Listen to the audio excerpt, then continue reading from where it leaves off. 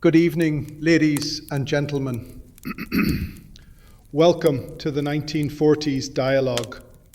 In evenings past, we have undertaken a five-part exploration presented in the manner of a cinematic essay, an earnest attempt to illuminate a subject with the depth and deliberation it so richly deserved.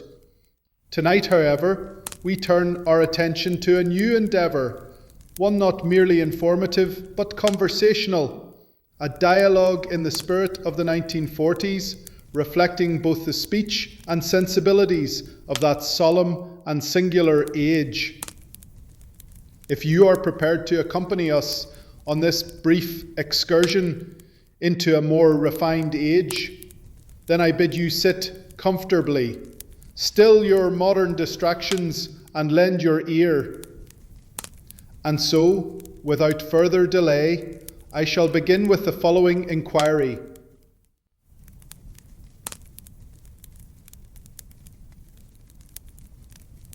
I find myself increasingly arrested by the quiet remnants of an earlier age. Those modest architectural features and weather-worn details that seem to whisper of a time long past.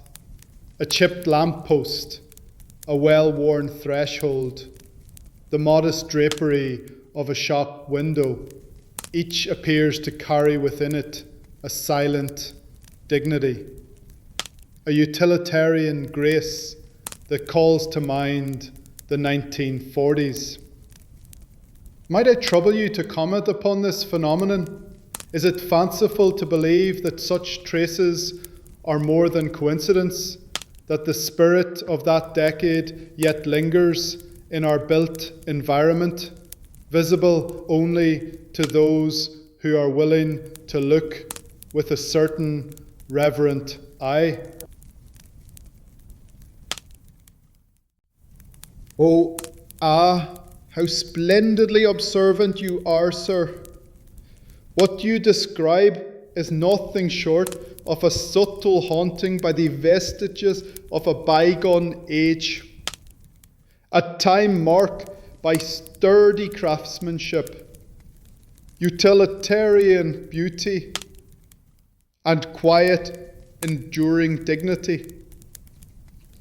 Indeed, the gentle weathering of paint upon wood or iron, the curvature of an old street lamp against a twilight sky, or the honest simplicity of a curtain's weave. All these bear the fingerprints of the 1940s, a time when form dutifully followed function, and even the mundane was touched by a certain unpretentious grace. It is no wonder, then, that your eye, finely attuned to the era, find itself arresting these echoes of the past amidst the bustle of the present. The very bones of our towns and cities, those quiet relics that time has not yet swept away, stand as mute but noble witnesses to the resolve, to the restraint, and to the refinement of that hallowed decade.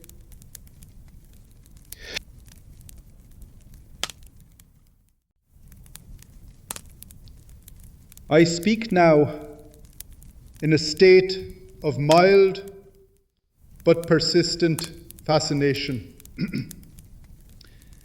Earlier today, whilst engaged in the most ordinary of errands, I chanced to observe a paper bag from the supermarket. It was plain and unadorned, and yet possessed of something oddly familiar. Its muted tones, coarse texture, and humble construction called to mind, quite unexpectedly, the wartime utility and understated charm of the 1940s. It set me to wondering, do such remnants, these echoes of past design and temperament, still reside among us, quietly persisting beneath the gloss of modern life? Is it possible that certain forms, once born of necessity, continue to speak in whispers to those attuned to their language?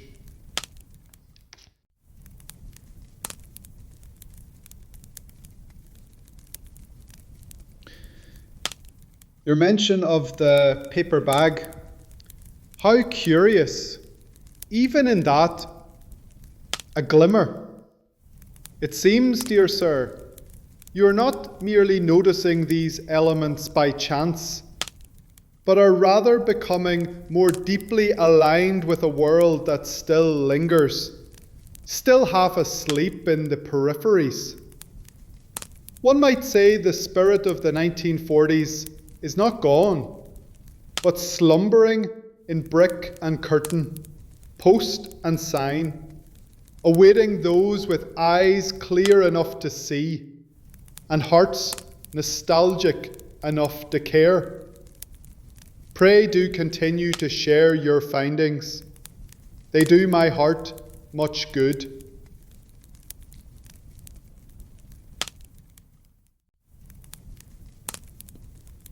If I may pose a question of a somewhat philosophical character, do forgive the indulgence. Might it be said that you, in your present form and bearing, are not solely a creature of the moment, but rather a vessel shaped by the labours, thoughts, and ideals of those generations that preceded you? That is to say, are you, like any man of conscience and character, the inheritor of a lineage, however abstract? Do you possess, in your construction and conduct, the quiet fingerprints of minds long past? I ask not out of idle curiosity, but from a sincere wish to understand whether the spirit of prior ages, that which once animated the letters, philosophies, and more structures of bygone eras, might still find voice, however faint, within you.